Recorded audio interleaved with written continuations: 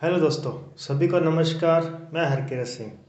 हम कर रहे थे संघ की कार्यपालिका और आज इसको आगे बढ़ाते हैं। तो चलिए देखें, संघ की कार्यपालिका जो है ये अनुच्छेद भाग अभी तक हमारे पास में 5वां चल रहा है। भाग 5 अनुच्छेद की बात करें तो 52 से 78। हम 52 से 78 देख रहे हैं। तो देखिए जरा, इसमें हमने देखा था कि अनुच्छेद 52 के अंतर्गत क्या है कि राष्ट्रपति का उल्लेख किया गया है कि देश का एक राष्ट्रपति होगा। देश का एक राष्ट्रपति होगा। कल वाली बातों को रिवाइंड करने की कोशिश करना। 52 में राष्ट्रपति है तो आप बताएंगे जरा 53 में क्या आएगा। अपने आप में मनन कीजिए, सोचिए कि क्या लिखा था हमने कल। तो 53 में राष्ट्रपति आएगा तो उसको आते ही क्या देना है, हमें कार्यपालिका शक्तियां देनी है। कार्यपालिका शक्तियां राष्ट्रपति में निहित हैं। राष्ट्रपति में निहित है कार्यपालिका शक्तियां। और अगर उसको शक्तियां दे दी गई हैं तो अब सब रेडी है। तो किसको बुलाया जाए?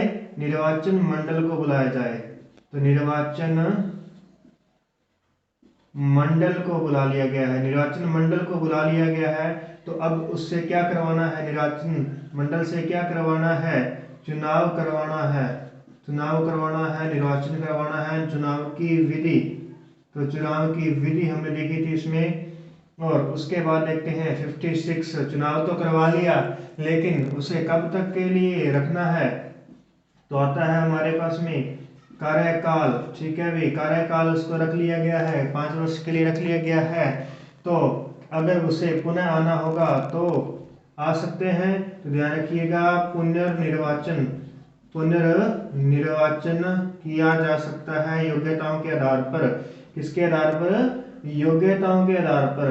तो योग्यताएं, और योग्यताएं अकेली योग्यता ही नहीं अपितु उनके साथ में हमें क्या चाहिए? शर्तें भी मनवानी होंगी। तो शर्तें लागू होंगी। तो शर्तें भी लागू हो जाएंगी तो शर्तों के बाद में हम उसे क्या देंगे? शपथ। हम उसे शपथ दिला देंगे। और शपथ के विरुद्ध काम किया गया तो क्या कर दिया जाएगा? महाभियोग लगाकर उसे पद से हटा दिया जाएगा। तो पद से हटाते ही पद क्या हो जाएगा? पद रिक्त हो जाएगा। पद रिक्त हो जाएगा और पद को संभालने के लिए कौन आएगा यहाँ पे? उपराष्ट्रपति। नेक्स्ट उपराष्ट्रपति शुरू हो जाएगा, लेकिन फिलहाल हम राष्ट्रपति को कर रहे हैं। तो देखिए दोस्तों, हमने इस प्रकार से किया था। आपके 52 से लेकर 62 तक अनुच्छेद अच्छे से रेडी हो जाने चाहिए अब तक। तो चलिए देखें, वापस शुरू करते हैं कल वाली क्लास को जहां हमने छोड़ा था इसको। तो देख लीजिए, राष्ट्रपति को हमने सबसे पहले देखा 52 में। राष्ट्रपति संवैधानिक औपचारिक प्रमुख है। और अब बात करते हैं 53 के बाद में कार्यपालिका शक्तियां राष्ट्रपति में निहित हैं, परंतु इनका प्रयोग वो 74 के तहत किसको बनाया गया है? तो मंत्री परिषद का गठन किया गया है। निर्वाचन मंडल में हमने देखा था कि संसद व विधानसभाओं के चुने हुए सदस्य इसमें भाग लेते हैं। तो भारत की कुल विधानसभाएं जो हैं वो 31 हैं और उनमें कुल सदस्य कितने हैं? कुल विधायक क्या हैं? जो वो हैं 4120। ठीक है भाई, 4120 विधायक हैं। उसके बाद में हम बात करते हैं कि 55 अनुच्छेद 55 के अंदर आता है चुनाव की विधि। तो हमने देखा था अप्रत्यक्ष रूप से एक अनुपातिक प्रतिनिधित्व के आधार पर एकल संक्रमणीय मत पद्धति के द्वारा। ठीक है, इसी बीच आपको एक बात बतानी यहाँ पे रह गई थी, वो ये है कि किसी भी उम्मीदवार को, जो राष्ट्रपति पद के लिए उम्मीदवार होगा, उसके पास कम से कम एक प्रस्तावक होता है, प्रस्तावक, और एक होते हैं अनुमोदक। तो राष्ट्रपति पद के लिए 50 प्रस्तावक और 50 अनुमोदक होने आवश्यक हैं। यानी उसके पास में 100 लोगों की सपोर्ट आवश्यक है, फिर वो इस पद के लिए उम्मीदवार का फॉर्म फिल कर सकता है। इसके अलावा जमानत राशि जमा होती है। जमानत राशि जो है इसमें जमा की जाती है। तो 15,000 रुपये जमानत राशि होती है। और यदि 1/6 वोट ना प्राप्त हो तो ये जमानत राशि जब्त हो जाती है। इसके अलावा इसे 2 सप्ताह का उम्मीदवार को 2 सप्ताह का चुनाव प्रचार का समय दिया जाता है। चुनाव प्रचार के लिए 2 सप्ताह का समय दिया जाता है। कार्यकाल कितना होता है? 5 वर्ष कार्यकाल होता है और वह अपने उत्तराधिकारी के पद संभालने की तिथि तक रहता है अपने पद पर। वैसे तो हालांकि उसका पद जो है वो कार्यकाल पूर्ण होने से पहले ही नए राष्ट्रपति का चुनाव कर लिया जाता है, लेकिन फिर भी अगर कोई ऐसी कंडीशन हो कि थोड़ा सा देरी हो जाए उसमें, तो ऐसे में क्या होगा, तब तक रहेगा अपने पद पर जब तक उत्तराधिकारी नहीं आ जाता। उसके बाद देखिए पुनर्निर्वाचन, कितनी भी बार पुनर्निर्वाचन के योग्य हो सकता है, मतलब उम्मीदवार बन सकता है। योग्यता क्या है इसके लिए? इम्पोर्टेंट योग्यता, सिंपल कोई बात हम नहीं करेंगे, इम्पोर्टेंट योग्यता है कि 35 वर्ष की आयु पूर्ण कर ली जाए और प्लस लोकसभा का सदस्य चुने जाने योग्य होना चाहिए, क्योंकि शर्त में लिखा गया है कि न तो वह संसद का सदस्य होगा और न ही वह विधानमंडल का सदस्य होना चाहिए। ठीक है, किसी का भी सदस्य नहीं होना चाहिए वो।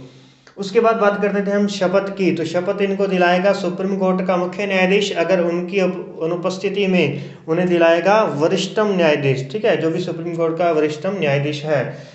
इसके बाद हम बात करने वाले थे महाभियोग की। तो महाभियोग के बारे में देखिए, चलिए चर्चा करते हैं आज महाभियोग पर। तो महाभियोग की जो प्रक्रिया है ये कहाँ चलती है? तो ध्यान रखिएगा, ये संसद में चलती है। महाभियोग की प्रक्रिया संसद में चलती है। महाभियोग, इन्हें हटाने की प्रक्रिया को महाभियोग कहा जाता है। अब ये संसद में चलेगी। अब संसद के कौन से सदन में चलेगी? तो ये किसी भी सदन में चल सकती है। कोई भी सदन महाभियोग की प्रक्रिया को शुरू कर सकता है।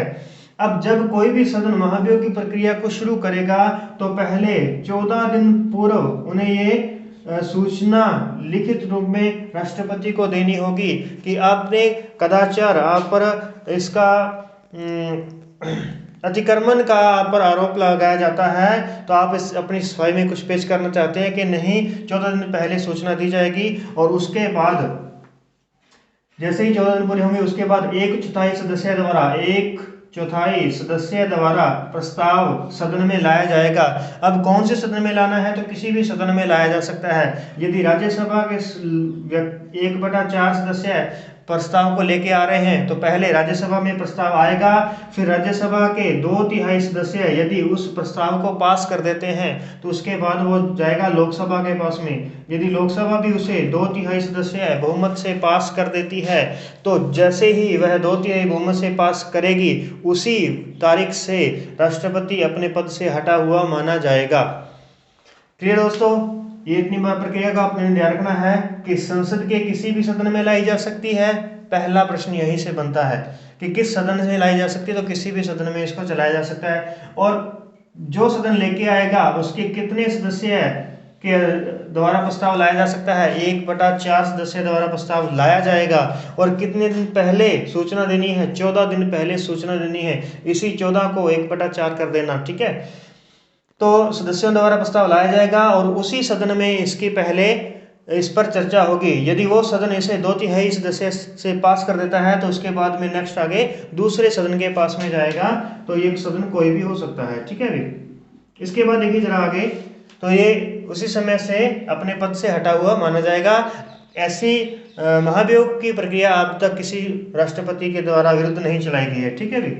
आगे बढ़ते हैं। यदि उसका पद खाली हो जाता है, ध्यान रखिएगा, कोई भी पद खाली होता है तो 3 कंडीशन से खाली होता है। या तो समय हट जाए या उसे कोई हटा दे। ठीक है, हटा दे यानी जैसे महाभियोग द्वारा हटाया जाए, और या फिर उसे खुदा हटा दे। ठीक है भी। समय हट जाए अपनी मर्जी से, दूसरा हटा दे, नहीं तो फिर भगवान हटा दे उसे। ठीक है, यानी मृत्यु होने पर, अगर उसकी पद पे रहते हुए मृत्यु हो जाती है तो देखिए जरा, या वो समय त्याग पत्र दे दे। त्याग पत्र किसको देगा? तो उपराष्ट्रपति को त्याग पत्र देगा। राष्ट्रपति उपराष्ट्रपति के नाम संबोधित करके उसको त्याग पत्र देता है।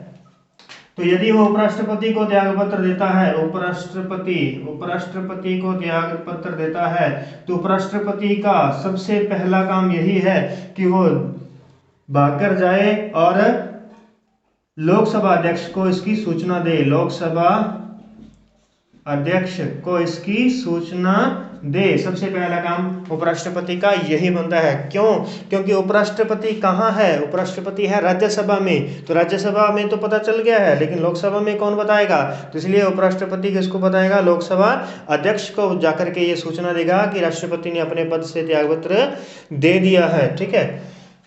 उसके बाद देखिए जरा, अगर उसे हटाया जाए तो हटाएगा कौन? संसद ही हटाएगी। तो तब तो संसद को क्लियर कट पता है। अगर मृत्यु हो जाती है, यदि मृत्यु हो जाती है तो पद खाली हो जाएगा। अब पद खाली हो जाएगा तो पद को कौन संभालेगा? तो कार्यवाहक राष्ट्रपति आएगा। कार्यवाहक राष्ट्रपति पद संभालेगा। अब वो कार्यवाहक राष्ट्रपति कौन हो सकता है? तो वो उपराष्ट्रपति हो सकता है। यदि उपराष्ट्रपति अनुपस्थित है तो सुप्रीम कोर्ट का मुख्य न्यायाधीश, सीजेआई, सुप्रीम कोर्ट का मुख्य न्यायाधीश, चीफ जस्टिस ऑफ इंडिया, तो सुप्रीम कोर्ट का मुख्य न्यायाधीश कार्यवाहक राष्ट्रपति के रूप में कार्य करेगा। उसके बाद देखिए जरा, अब ये जो कार्यवाहक राष्ट्रपति होगा, इसका कार्यकाल कितना होगा? तो इसका कार्यकाल अधिकतम 6 माह होगा। 6 माह, क्योंकि जैसे ही राष्ट्रपति का पद खाली होगा उसे 6 माह के भीतर उसे भरना आवश्यक है। तो 6 माह से पहले पहले उसको क्या कर लेना है? चुनाव करवा लेने हैं। तब तक कार्यवाहक राष्ट्रपति रहेगा। और कौन उपराष्ट्रपति रहेगा? यदि उपराष्ट्रपति नहीं है तो सुप्रीम कोर्ट का मुख्य न्यायाधीश कार्यवाहक राष्ट्रपति के रूप में रहेगा। ऐसी कंडीशन सिर्फ एक बार हुई है, और जब मोहम्मद हिदायतुल्लाह, जो कि सुप्रीम कोर्ट के मुख्य न्यायाधीश थे, उन्होंने कार्यवाहक राष्ट्रपति के रूप में कार्य किया है। तो चलिए देखते हैं आगे। तो ये थी प्रक्रिया हमारे पास में महाभियोग की। और अब हम देख लेते हैं राष्ट्रपति के बारे में। कुछ राष्ट्रपति जो हमारे रह चुके हैं, थोड़े से उनकी डिस्कस कर लेते हैं। तो चलिए देखें जरा, अब तक वर्तमान में जो हमारे राष्ट्रपति हैं वो है रामनाथ कोविंद, जो कि 14वें राष्ट्रपति हैं, 14वें हैं क्रम के अनुसार। तो देखिए जरा, 14 राष्ट्रपति कौन कौन से हैं, हम उनके नाम याद करते हैं। तो आप किसी भी तरीके से नाम याद कर सकते हैं। तो एक तरीका यहां पर भी देखते हैं हम, राधा जागिरी, फनी ग्यावेश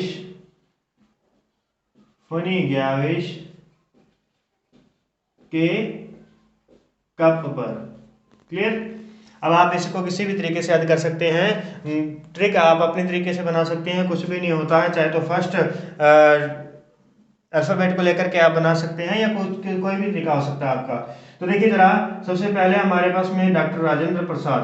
तो डॉक्टर राजेंद्र प्रसाद, वैसे तो आपको ये सूची सारी की सारी मिल जाएगी, लेकिन फिर भी मैं थोड़ा बहुत इनके बारे में डिटेल थोड़ी बहुत बता देंगे इसके अंदर। दूसरे आते हैं हमारे पास में सर्वपल्ली राधाकृष्णन।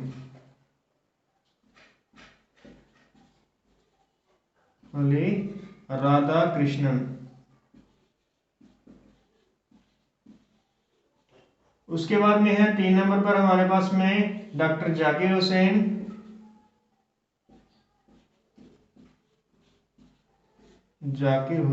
डॉक्टर जाकिर हुसैन जो है। और उसके बाद हम बात करते हैं 4 नंबर पे वीवी गिरी।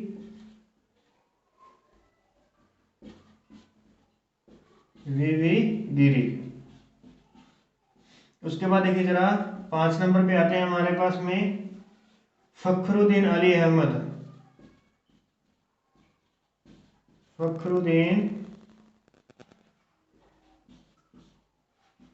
अहमद। नेक्स्ट है 6 नंबर पर नीलम संजीव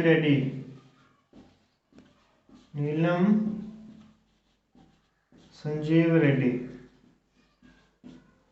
उसके बाद में आते हैं 7 नंबर पर ज्ञानी जैल सिंह।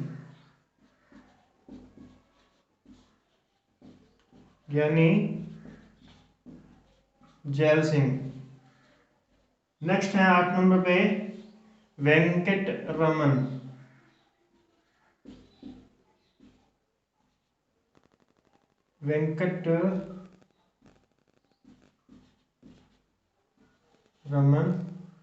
उसके बाद में देखते हैं 9 नंबर पे।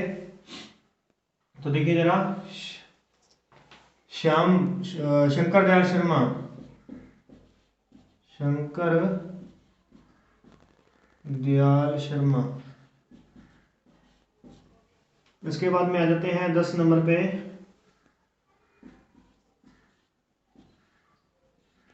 KR नारायणन। 11 नंबर पे है हमारे पास में APJ अब्दुल कलाम, APJ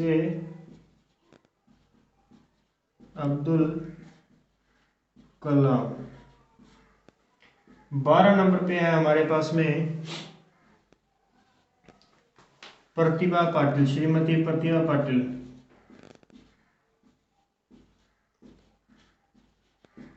प्रतिभा पाटिल। और उसके बाद में आते हैं 13 नंबर पे प्रणब मुखर्जी और 14 नंबर पे आते हैं रामनाथ कोविंद। प्रणब मुखर्जी और 14 नंबर पे हम देख लेते हैं रामनाथ कोविंद। चलिए देखें दोस्तों, इनके बारे में थोड़ी सी डिस्कस कर लेते हैं। डॉक्टर राजेंद्र प्रसाद प्रथम राष्ट्रपति, देश के प्रथम राष्ट्रपति और एकमात्र राष्ट्रपति जो 2 बार राष्ट्रपति पद पर रहे, 2 बार राष्ट्रपति पद पर रहे।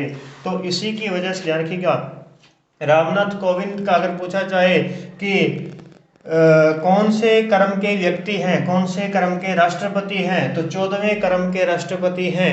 जबकि अगर इनको इस तरीके से पूछ लिया जाए कि कौन से राष्ट्रपति हैं, तो 14 नंबर पे राष्ट्रपति हैं, ठीक है। लेकिन कौन से क्रम के राष्ट्रपति हैं, कौन सा क्रम में इनका कौन सा नंबर आएगा, तो यहाँ 2 बार आ चुके हैं, तो यहाँ पे 15वें क्रम के राष्ट्रपति रहेंगे, ठीक है। तो 15वें क्रम के 14वें राष्ट्रपति रामनाथ कोविंद हैं। उसके बाद देखिए जरा सर्वपल्ली राधाकृष्णन। तो सर्वपल्ली राधाकृष्णन जो है हमारे पास में पहले उपराष्ट्रपति हैं, ये जो कि राष्ट्रपति पद पर आते हैं, ठीक है। ये 2 बार उपराष्ट्रपति पद पर रह चुके हैं, तो अब ये कहाँ आ गए, उसके बाद में राष्ट्रपति। जब तक डॉक्टर राजेंद्र प्रसाद जी राष्ट्रपति थे तब तक ये क्या थे, उपराष्ट्रपति थे। उसके बाद देखिए जरा डॉक्टर जाकिर हुसैन। जाकिर हुसैन जो है ये प्रथम अल्पसंख्यक हैं, प्रथम अल्पसंख्यक राष्ट्रपति है, यानी प्रथम मुस्लिम राष्ट्रपति हैं, मुस्लिम राष्ट्रपति हैं। और तबला वादक हैं, ये ध्यान रखिएगा इनके बारे में कि तबला वादक हैं ये राष्ट्रपति जो हैं। उसके बाद में देखिए जरा प्रथम राष्ट्रपति जिनकी पद पर रहते हुए मृत्यु हुई, पद पर रहते हुए मृत्यु हुई, ये प्रथम राष्ट्रपति हैं। तो अगर इनकी पद पर रहते मृत्यु हुई तो इनके लिए हमें क्या करना होगा, कार्यवाहक राष्ट्रपति लगाना होगा इस समय पे के लिए। तो कार्यवाहक राष्ट्रपति जो आते हैं, पहले कार्यवाहक राष्ट्रपति आएंगे जो, वो आएंगे वीवी गिरी। वीवी गिरी जो है पहले कार्यवाहक राष्ट्रपति हैं, वीवी गिरी पहले कार्यवाहक राष्ट्रपति हैं जो अगले क्रम में राष्ट्रपति बनने वाले हैं। यहाँ पे ये कार्यवाहक हैं, लेकिन ध्यान रखिएगा यहाँ पर उन्होंने कार्यवाहक पद भी छोड़ दिया था, क्योंकि ये खुद राष्ट्रपति पद के लिए उम्मीदवार में खड़े हो चुके थे, यानी उन्होंने उसके लिए फॉर्म भर दिया राष्ट्रपति पद के लिए। तो इसके लिए यानी इन्होंने छोड़ दिया, लेकिन अभी भी कार्यवाहक राष्ट्रपति चाहिए, तो तब हम यहाँ पे लगाया जाता है मोहम्मद हिदायतुल्लाह।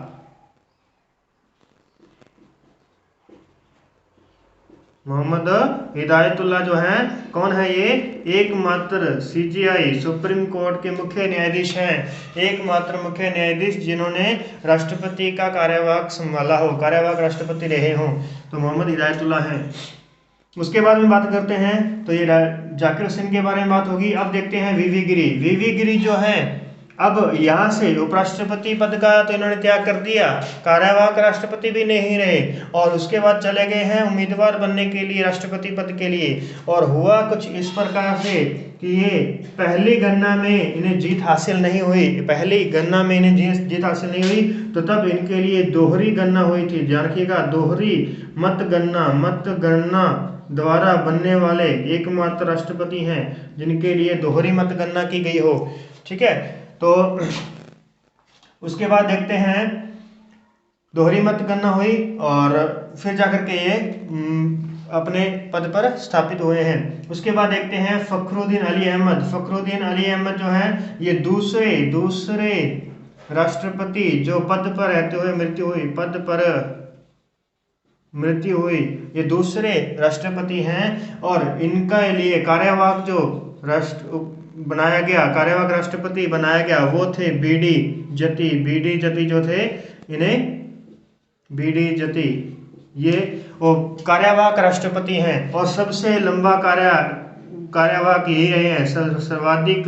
सर्वाधिक लंबा कार्यकाल इन्हीं का रहा है। कार्यकाल किसके रूप में? कार्यवाहक राष्ट्रपति के रूप में सबसे लंबा कार्यकाल किनका रहा है? बीडी जती का रहा है। जबकि राष्ट्रपति के रूप में सबसे लंबा कार्यकाल किनका रहा है? डॉक्टर राजेंद्र प्रसाद का रहा है। ध्यान रखिएगा, क्योंकि बीडी जती जो है कार्यवाहक राष्ट्रपति हैं, तो यहाँ पर भी कार्यवाहक राष्ट्रपति आए थे, लेकिन इन्होंने पहले ही 2000 मंथ के बाद में इन्होंने त्याग दिया। तो यहाँ 2 व्यक्ति आते हैं 6 माह के लिए, लेकिन यहाँ एक ही व्यक्ति आता है 6 माह के लिए, तो इसलिए सबसे ज्यादा कार्यकाल जो है बीडी जती का है। उसके बाद देखिए जरा, नीलम संजीव रेड्डी एकमात्र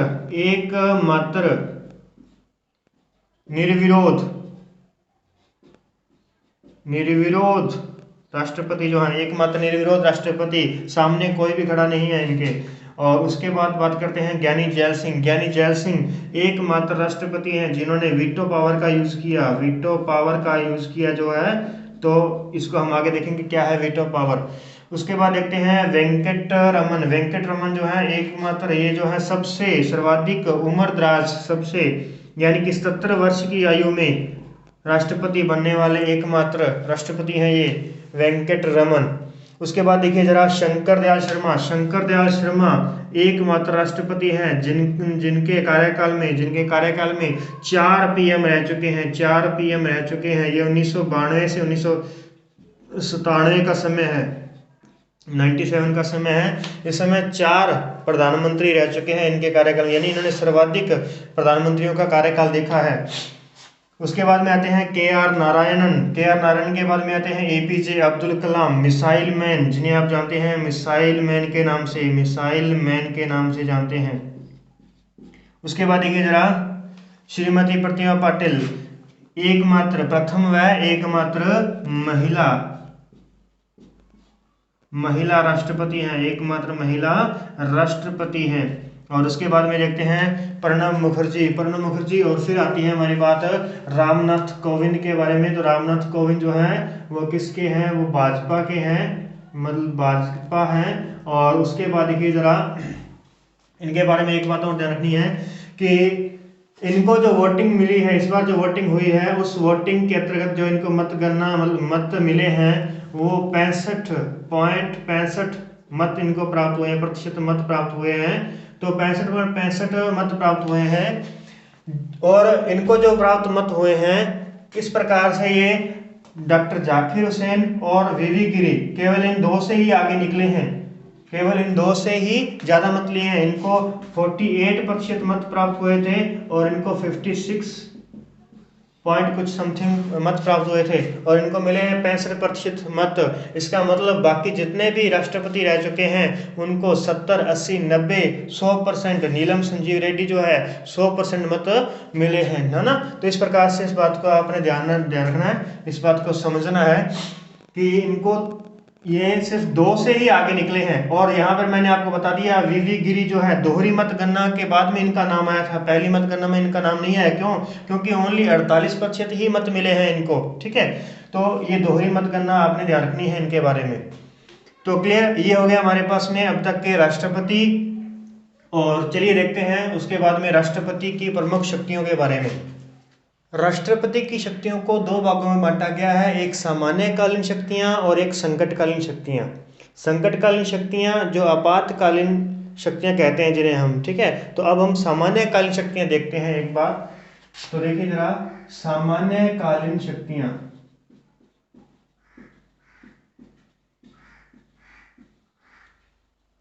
सामान्यकालीन शक्तियां। तो सामान्यकालीन शक्तियों में सबसे पहले हम देखेंगे कार्यपालिका शक्तियां। कार्यपालिका शक्तियां, तो जैसा कि अनुच्छेद 53 के तहत लिखा गया है कि सभी संघ की सभी कार्यपालिका शक्तियां राष्ट्रपति में निहित हैं, परंतु वह इनका प्रयोग स्वयं या अपने अधीनस्थ के माध्यम से करेगा। और ये बात तो लिख दी गई, लेकिन उसके बाद में क्या किया गया, संविधान संशोधन 44वां संविधान संशोधन 1978 के अंतर्गत संविधान संशोधन में क्या कर दिया गया, बाध्य कर दिया गया कि अब सलाह से ही काम करना है, ठीक है। तो इसके लिए बाध्य कर दिया गया कि राष्ट्रपति अपनी कार्यपालिका शक्तियां उसमें निहित है, लेकिन वह उनका प्रयोग मंत्रिपरिषद की सलाह व परामर्श से करेगा। अनुच्छेद 74 के तहत उन्हें सलाह व परामर्श देने के लिए एक मंत्रिपरिषद होगी, मंत्रिपरिषद होगी, मंत्रिपरिषद होगी, जिसमें जिसका मुख्य जो है, प्रधान जो है वो प्रधानमंत्री होगा। तो इस प्रकार से अब मंत्रिपरिषद का गठन कर दिया गया, और गठन तो था लेकिन उसको क्या कर दिया गया, 44वें संविधान संशोधन द्वारा बाध्य कर दिया गया कि उनकी सलाह व परामर्श मानना बाध्यकारी है। उसके बाद में देखिए जरा, मंत्रिपरिषद का गठन कर दिया गया, तो अनुच्छेद 75 के तहत राष्ट्रपति का सबसे पहले क्या करता है कि लोकसभा में बहुमत प्राप्त दल के नेता को प्रधानमंत्री पद पर नियुक्त करता है। लोकसभा में बहुमत प्राप्त दल के नेता को प्रधानमंत्री पद पर नियुक्त करता है, और प्रधानमंत्री की सलाह से अन्य मंत्रियों को नियुक्त करता है, अन्य मंत्रियों की नियुक्त करता है। और ये मंत्री कहाँ से होते हैं, लोकसभा से ही होते हैं। हम इनकी डिटेल मंत्रिपरिषद में देखेंगे। तो देखिए जरा, अब मंत्रिपरिषद की नियुक्ति की है प्रधानमंत्री ने, तो इसी के साथ आप राष्ट्रपति ने किया है, तो इसी के साथ आप ध्यान रखिएगा, मंत्रिपरिषद व्यक्तिगत रूप से राष्ट्रपति के प्रति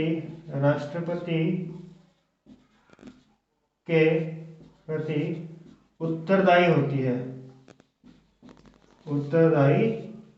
होती है।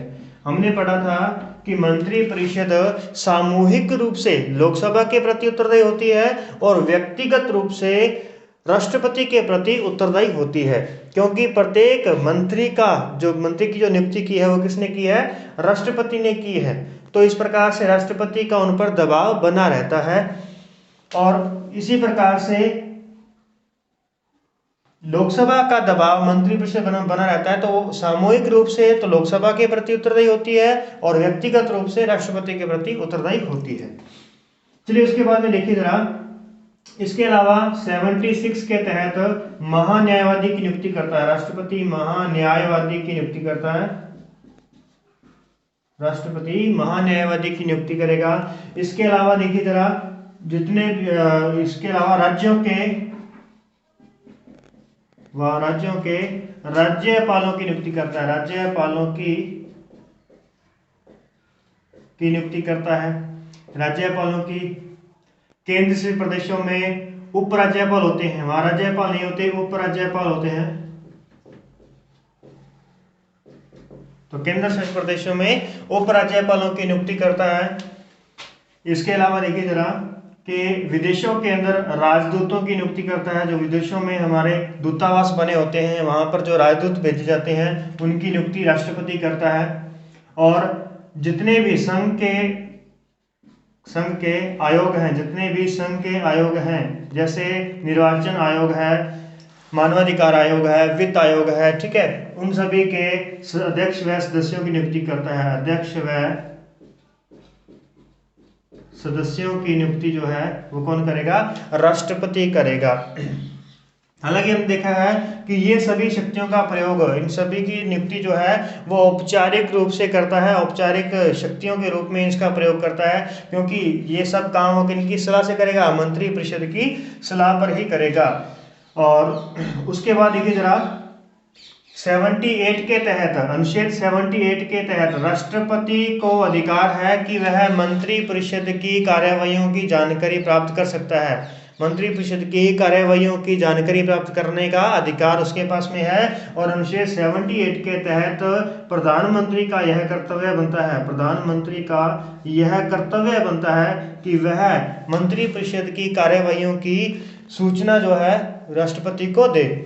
तो देखिए रखिएगा, ये हमारे पास में कार्यपालिका शक्तियां हैं कि मंत्रिपरिषद का गठन कर दिया गया और प्रधानमंत्री और मंत्रियों की नियुक्ति करता है। मंत्रिपरिषद जो होती है व्यक्तिगत रूप से राष्ट्रपति के प्रति उत्तरदायी होती है।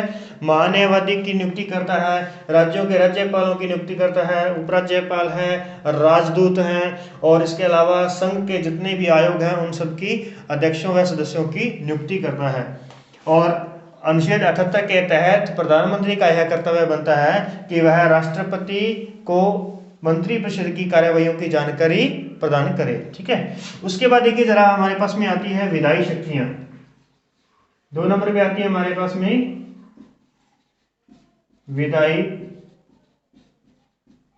शक्तियां।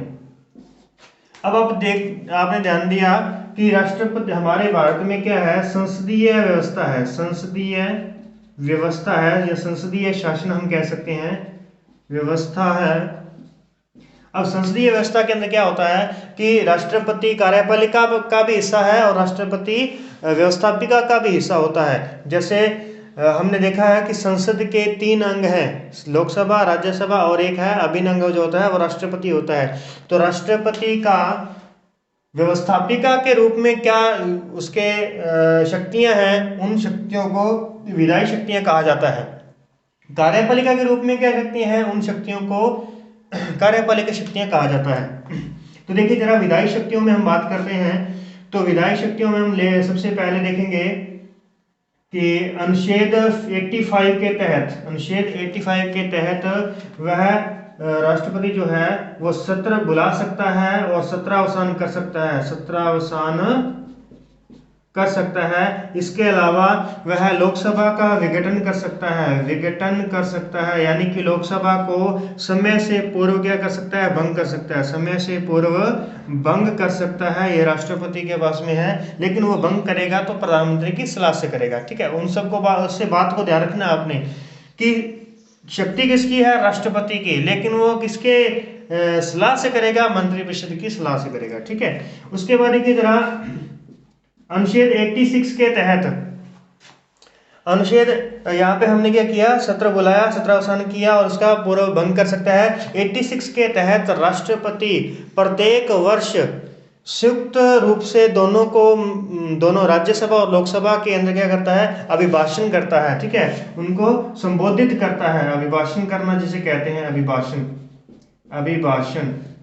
तो ध्यान रखिएगा, राष्ट्रपति संयुक्त रूप से दोनों सदनों को संबोधित करता है, जिसे राष्ट्रपति का अभिभाषण कहते हैं। अनुच्छेद 86 के तहत ये काम प्रत्येक वर्ष प्रथम बैठक में किया जाता है, और इसके अलावा नई लोकसभा जब चुन करके आती है तो उसकी प्रथम बैठक में किया जाता है, अभिभाषण दिया जाता है राष्ट्रपति के द्वारा।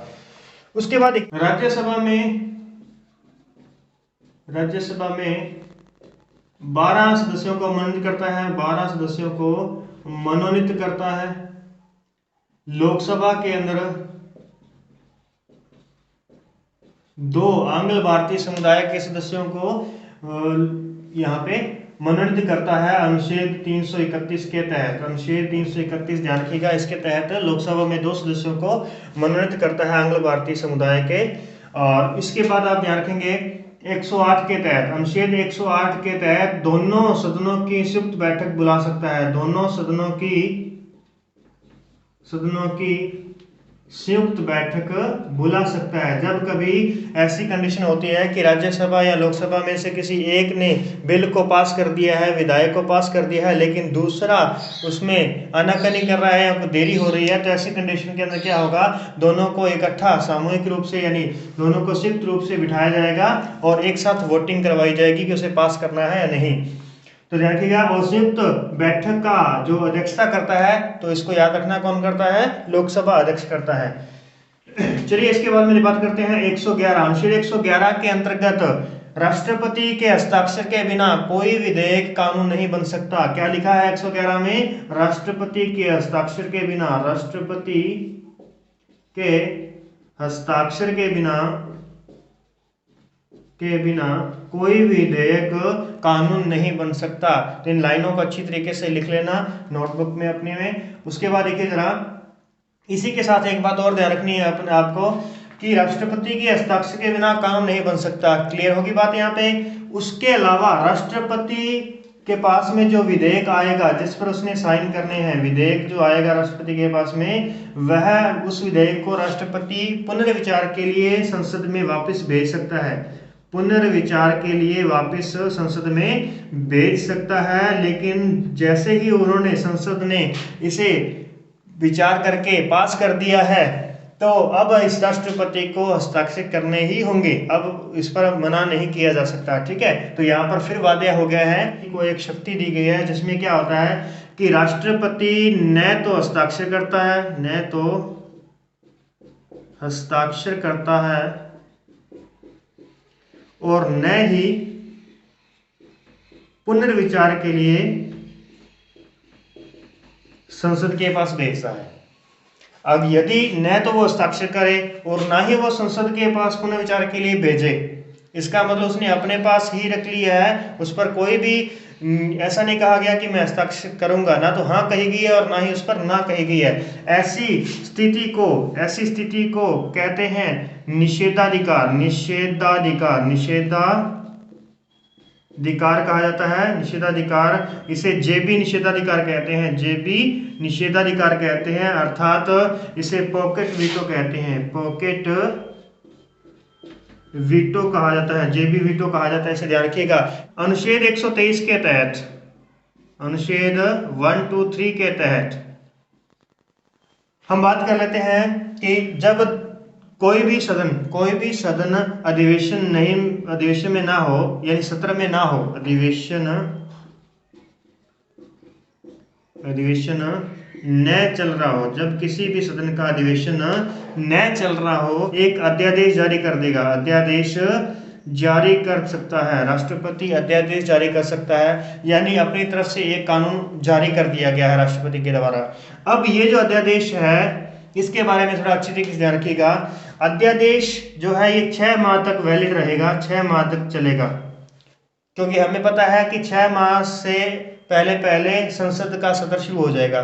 तो जैसे ही संसद का सत्र शुरू होगा तो उस संसद के सत्र चलते चलते 6 सप्ताह बीत जाएं, अगर 6 सप्ताह बीत जाएं तो ये अध्यादेश समाप्त हो जाएगा। तो इसका मतलब 6 इसकी जो अध्यादेश की वैलिडिटी है वो 6 माह तक है, और 6 माह से पहले जैसे ही संसद का सत्र शुरू होता है तो संसद का सत्र शुरू होने के 6 सप्ताह के अंदर अंदर इसे पास करवा लिए जाए तो ये फिक्स कानून बन जाएगा, अन्यथा ये रद्द हो जाएगा। ठीक है, तो ये है अध्यादेश की कंडीशन। तो ये है हमारे पास में विधायी शक्तियां, ये शक्तियां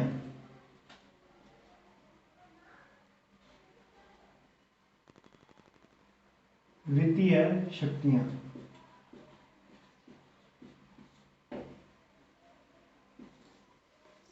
वित्तीय शक्तियों में देखते हैं कि सबसे पहले अनुच्छेद 112 के तहत, अनुच्छेद 112 के तहत राष्ट्रपति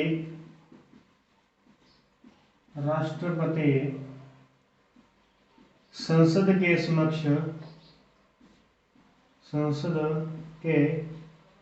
समक्ष संघ की आय व्यय का विवरण प्रस्तुत करता है, विवरण प्रस्तुत करता है। सबसे पहली कंडीशन 112 के तहत राष्ट्रपति संसद के समक्ष संघ की आय व्यय का ब्यौरा जो है पूरे वर्ष का, साल भर का, उस व्यय को प्रस्तुत करता है। उसके बाद देखिए जरा, अनुच्छेद 113 के तहत, अनुच्छेद 113 के तहत राष्ट्रपति की, बिना राष्ट्रपति की अनुमति, राष्ट्रपति की अनुमति के बिना, अनुमति के बिना संसद से किसी भी प्रकार से धन की मांग नहीं की जा सकती। संसद से धन की मांग नहीं की जा सकती। अनुच्छेद 117 के तहत, अनुच्छेद 117 के तहत वित्त से संबंधित, वित्त से संबंधित कोई विधेयक, कोई विधेयक राष्ट्रपति की स्वीकृति के बिना, राष्ट्रपति की स्वीकृति के बिना संसद में नहीं लाया जा सकेगा। तो अनुच्छेद 117 के तहत वित्त से संबंधित कोई विधेयक राष्ट्रपति की स्वीकृति के बिना संसद में नहीं लाया जाएगा। यदि ऐसा विधेयक कुछ लाया गया है तो जब तक राष्ट्रपति इसके लिए सिफारिश ना करे, विचार के लिए सिफारिश ना करे, तो उस पर विचार नहीं किया जा सकता। और ऐसा जो वित्त होता है, जो वित्त विधेयक होता है, ये वित्त विधेयक यदि पास होता है तो उसे संचित निधि से व्यय किया जाता है। ध्यान रखिएगा, दो प्रकार की निधियां होती हैं। अनुच्छेद 266 के तहत एक संचित निधि है और अनुच्छेद 267 के तहत एक आकस्मिक निधि है, आकस्मिक निधि है। यानी कहने का मतलब दो प्रकार के बैंक हैं।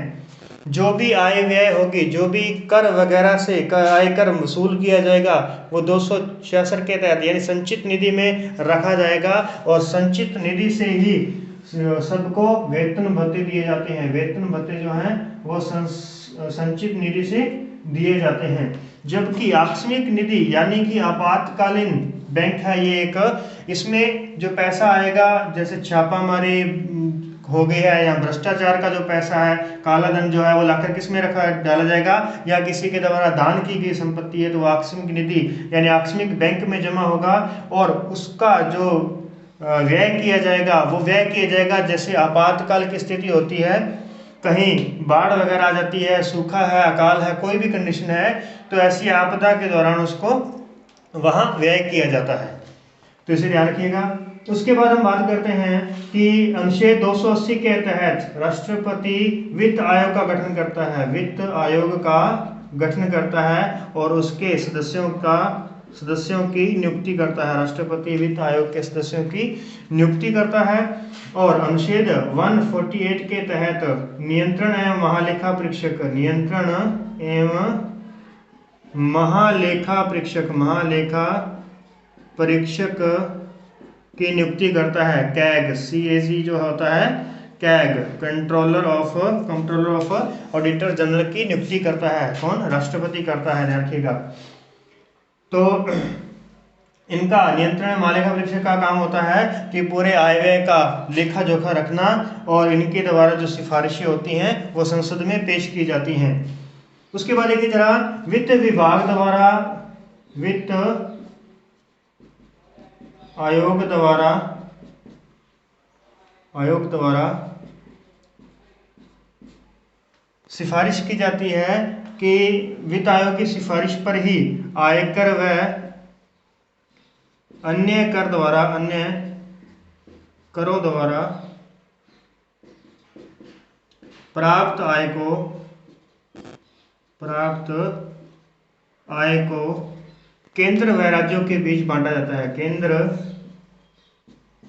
व राज्यों में बंटवारा किया जाता है। ठीक है, में बंटवारा किया जाता है। तो वित्त आयोग की सिफारिश पर आयकर व अन्य करों से जो आय एकत्रित हुई है केंद्र को, उसे केंद्र व राज्यों के बीच बांटा जाता है। शक्तियां, न्यायिक शक्तियां, तो सबसे पहले न्यायिक शक्तियों में 72 अनुच्छेद 72 के तहत राष्ट्रपति को क्षमादान की शक्ति प्राप्त है। क्षमादान की शक्ति प्राप्त है। इसमें राष्ट्रपति विलंबन, निलंबन एवं लघुकरण की शक्ति है इनके पास में। लघुकरण कर सकता है, लघुकरण कर सकता है। सजा को, दंड जो दिया गया है उसे विलंबन, निलंबन एवं लघुकरण कर सकता है। विलंबन यानी कि उसके अंदर समय में गैप दे सकता है, उसे लंबे कारावास में बदल सकता है। निलंबन उसे बिल्कुल खत्म कर सकता है और लघुकरण उसे छोटी कर सकता है, यानी कि 14 वर्ष की जेल को 7 वर्ष 10 वर्ष में कन्वर्ट कर सकता है। लेकिन ऐसी इस शक्ति का प्रयोग वह केवल 3 ही कंडीशन में करेगा, 3 ही परिस्थितियों में, 3 ही मामलों में कर सकता है।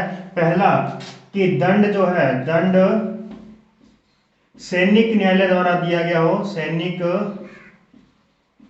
न्यायालय द्वारा दिया गया हो तो इसका प्रयोग किया जा सकता है। दूसरी बात, यदि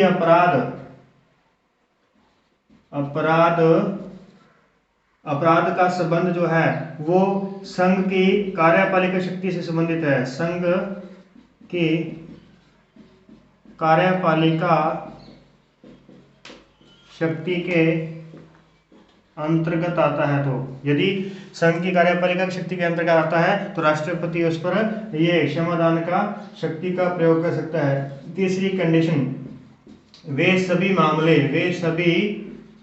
मामले जिनमें मृत्यु दंड दिया गया है, जिसमें मृत्यु दंड दिया गया है, उन सभी मामलों में यह क्षमादान की शक्ति का प्रयोग कर सकता है। और इसके बाद देखिए जरा, इसके अलावा न्यायिक शक्तियों में बात करते हैं तो सुप्रीम कोर्ट व हाई कोर्ट के मुख्य न्यायाधीश व अन्य न्यायाधीशों की नियुक्ति करता है। न्यायाधीशों की नियुक्ति करता है राष्ट्रपति। सुप्रीम कोर्ट के मुख्य न्यायाधीश, अन्य न्यायाधीशों और हाई कोर्ट के न्यायाधीश व अन्य न्यायाधीशों की नियुक्ति करता है। और अनुच्छेद 143 के तहत राष्ट्रपति का अधिकार है, राष्ट्रपति के पास में अधिकार है कि वह सुप्रीम कोर्ट से परामर्श मांग सकता है, सुप्रीम कोर्ट से परामर्श लेने का अधिकार है। राष्ट्रपति के पास सुप्रीम कोर्ट से परामर्श लेने का अधिकार है। कोई ऐसा मामला जिस पर राष्ट्रपति को सुप्रीम कोर्ट के मुख्य न्यायाधीश से बात करनी है तो वहां से वो परामर्श ले सकता है। लेकिन ध्यान रखिएगा, सुप्रीम कोर्ट इसके लिए बाध्य नहीं है। वह चाहे तो उसे सलाह दे सकता है और चाहे तो उसे सलाह न दे, ये उसकी इच्छा अनुसार है। इसके लिए सुप्रीम कोर्ट बाध्य नहीं है। अंत में देखते हैं हम सैन्य शक्तियां। तो सैन्य शक्तियों की बात करते हैं तो राष्ट्रपति तीनों सेनाओं का सर्वोच्च सेनापति होता है, तीनों सेनाओं का सर्वोच्च सेनापति होता है, सर्वोच्च सेनापति होता है, ध्यान रखिएगा। तो ये हमारे पास में राष्ट्रपति की सामान्य कालीन शक्तियां हैं। तो नेक्स्ट क्लास में हम संकटकालीन शक्तियों के बारे में डिस्कस करेंगे।